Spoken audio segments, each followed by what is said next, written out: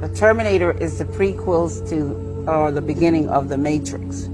Sarah Connor is actually Neo's mother.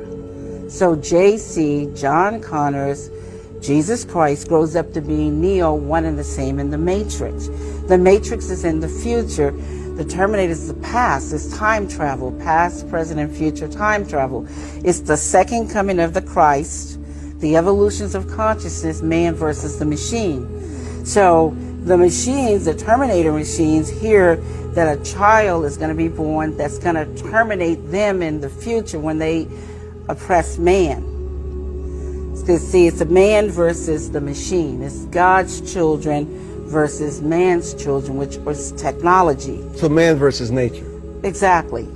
So the Terminator has to time travel to the past because they know it's Sarah Connor, and they have to kill her, terminate her, so she won't have the baby. And Kyle Reese, he comes from the future to protect her, and he inadvertently gets her pregnant. And he has to go back to the future. And so it's the Immaculate Conception, because now she's pregnant and she fell in love with a man, but did it really happen? Did he exist? And then this child, when you see the three Terminators, the boy, and then the man-child, subconsciously he doesn't know why the Terminator is trying to kill him until he's hidden out in the city, in the Matrix, the future. When he reaches 30 years of age, the rebellion, reloaded, revolution starts. And the rebels come and they find him because they've been watching him all along. That's what the Guardians and the Sentinels are all about. And so they wake him up to his purpose. They take him to Morpheus to train him to fight the machines. They take him to the Oracle because of the prophecy.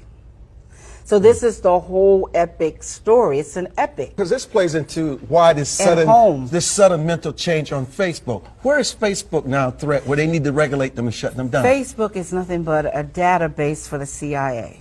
That's all it is. It has all of your family's pictures, all of your friends. It has all the information. They used it here in Vegas when they had that car accident. Remember when the Maserati right by the Cromwell? Yes, when that happened right there?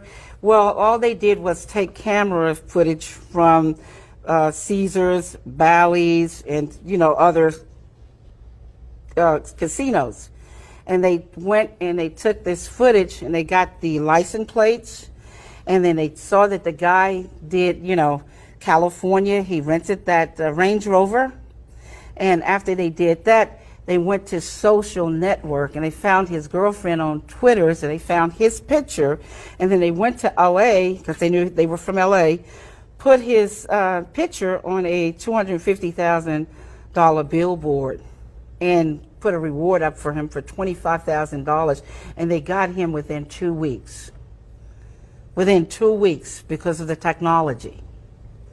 So how do you advise people to share their image, their data? There's not going to be any more privacy. Everything is camera down. Everything is caught on camera. And this is what is going to be about in the future. Virtual reality that I'm explaining in The Matrix and Terminator. Everything is going to be, so now it's going to be so easy. You're not going to have any more paper passports. It's just going to be where you come into the airport, they're going to scan you, your body, retinal, fingerprints, the whole 9 yards. This is what clears about it. That's right. Airport, that's what clears it, yeah. This way, nobody has to alter paper and put a picture or a name on there because they have your bone structure, they have your eyes, they got your fingerprints. This is the database, and they match you up. You see what I'm saying? And you go through. So that way no terrorists can come through and pretend to be somebody or somebody that they're looking for that's the most wanted. You see what I'm saying? Because all of this technology is going to start ruling. It's artificial intelligence. It's going to start ruling everything. Once the satellites come into play that I'm talking about, there's maybe another 5 to 10 years from now, they're really going to play a phenomenal part. Because this is why Apple and Microsoft became the billion-dollar, trillion-dollar babies, is because IBM and Xerox didn't know what a mouse was. A mouse meaning they didn't know what the internet was going to be. You see what I'm talking about? They didn't want to move into that technology. The studios don't know what streaming is. They got pissed off because Netflix paid $50 million and got 3 or 4 Oscars for the movie Roma.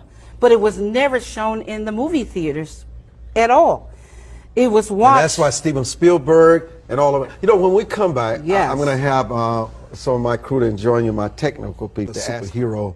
We mentioned when you were coming on your lawsuits and the battles you've had to fight, and you've just won in Utah. Yes. But it's always a battle for you.